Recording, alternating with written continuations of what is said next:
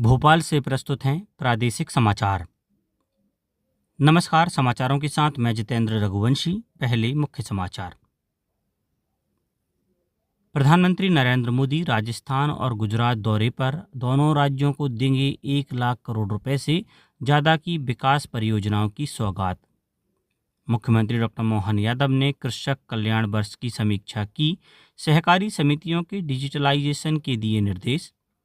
केंद्रीय कृषि मंत्री शिवराज सिंह चौहान ने खरीफ फसलों और मानसून की समीक्षा की। 262 संवेदनशील जिलों की हुई पहचान। और भोपाल में अग्निवीर सेना भर्ती रैली की तैयारियों को लेकर समन्वय बैठक आयोजित। 25 जुलाई से 6 अगस्त तक होगी रैली। अब समाचार विस्तार से। प्रधानमंत्री नरेंद्र मोदी राजस्थान और गुजरात के दौरे पर रहेंगे, जहां वे दोनों राज्यों को करीब 1.06 लाख करोड़ रुपए की विकास परियोजनाओं की सौगात देंगे। वे जोधपुर एयरपोर्ट के नए टर्मिनल भवन का उद्घाटन करेंगे और संशोधित उड़ान योजना की शुरुआत करेंगे। इस योजना के तहत 100 नए एरोड्रम विकसित किए जाएंगे। इसके बाद बालोतरा के पचपदरा में देश की पहली ग्रीनफील्ड इंटीग्रेटेड रिफाइनरी कम पेट्रोकेमिकल्स कॉम्प्लेक्स राष्ट्र को समर्पित करेंगे। प्रधानमंत्री जयपुर मेट्रो फेज 2 परियोजना की आधारशिला भी रखेंगे और राजस्थान सरकार में भर्ती हुए करीब 54,000 युवाओं को नियुक्ति पत्र सौंपेंगे।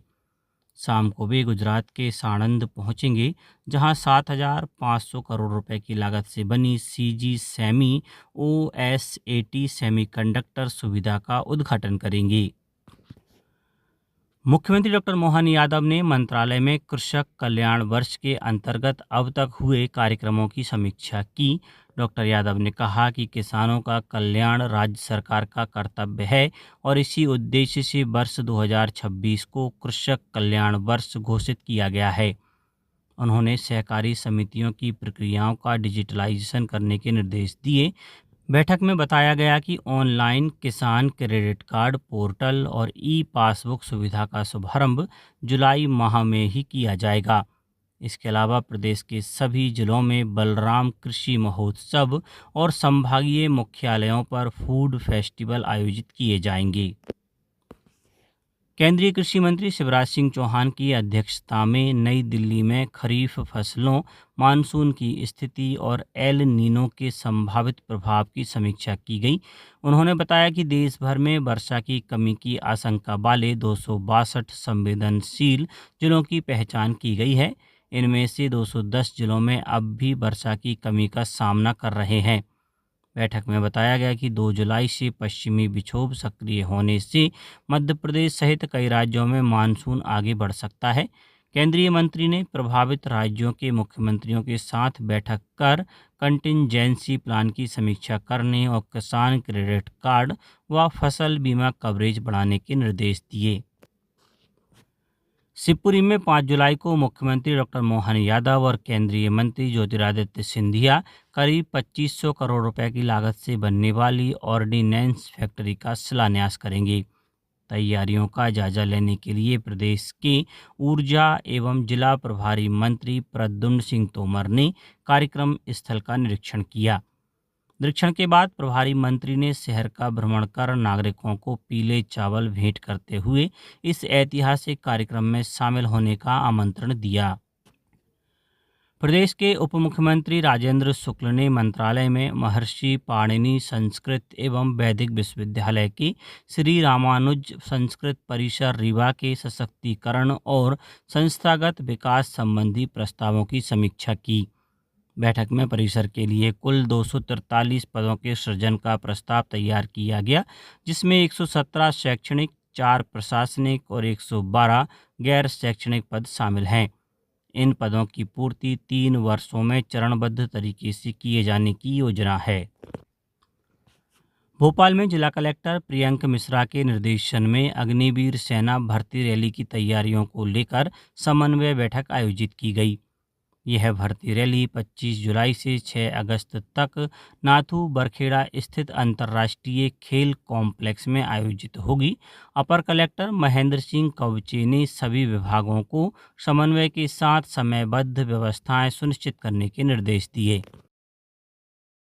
प्रदेश के टूरिज्म बोर्ड द्वारा विद्यार्थियों के लिए पर्यटन क्विज 2026 आयोजित की जा रही है। इसके लिए विद्यालय 25 जुलाई तक ऑनलाइन पंजीयन करा सकते हैं। जिला स्तरीय क्विज 7 अगस्त को प्रदेश के सभी जिलों में आयोजित होगी, जिसमें कक्षा 9वीं से 12वीं के विद्यार्थी भाग ले सकते हैं। प्रत्येक जिले की विजेता टीमों को प्रदेश के पर्यटन बोर्ड द्वारा निःशुल्क पर्यटन भ्रमण का उपहार दिया जाएगा। सूचना और प्रसारण मंत्रालय ने प्रसारण श्रोता अनुसंधान परिसर यानी बार्क को समाचार और गैर समाचार दोनों श्रेणियों में टेलीविज़न रेटिंग जारी करने पर रोक लगाने का निर्देश दिया है। मंत्रालय ने कहा कि यह व्यवस्था तब तक लागू रहेगी जब तक परिषद को टेलीविज़न रेटिंग नीति 2026 के तहत लाइसेंस नवीनीकरण नहीं मिल जाता। केंद्र सरकार ने सुरक्षा चिंताओं के चलते बैट बीएमएस, इपोक आईआईएन और लॉसिगी ऐप्स को गूगल प्ले स्टोर और एप्पल ऐप स्टोर से हटाने का आदेश दिया है। इन ऐप्स का इस्तेमाल ई रिक्शा की बैटरी को ब्लूटूथ के जरिए दूर से बंद करने के लिए किया जा रहा था।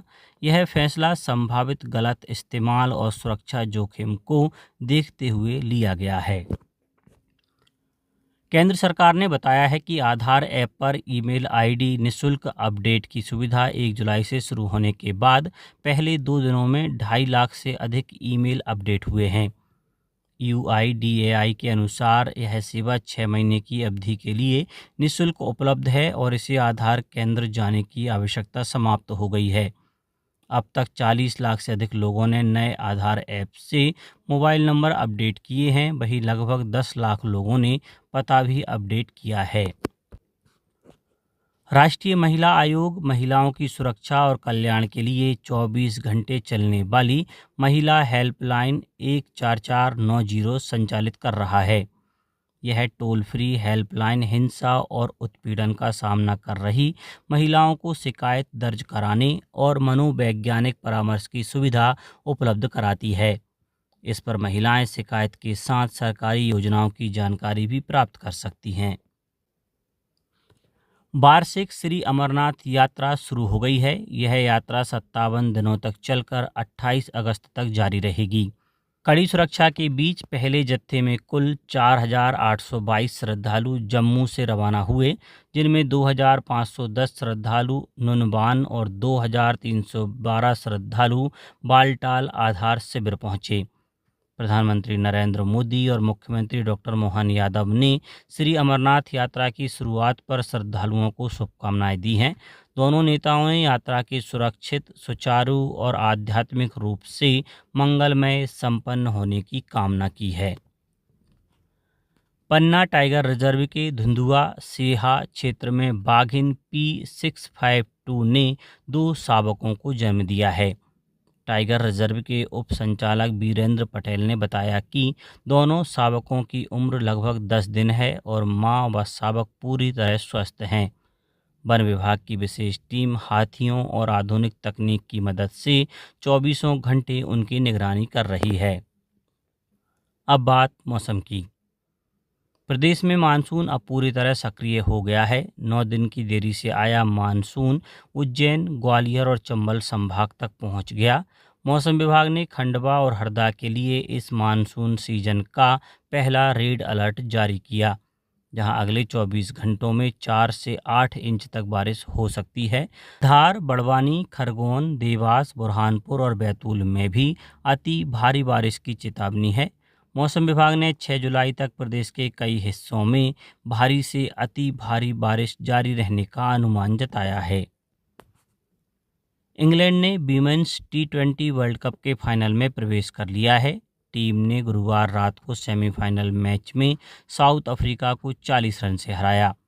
अब रविवार को लॉर्ड्स के मैदान पर खिताब के लिए इंग्लैंड का सामना ऑस्ट्रेलिया से होगा।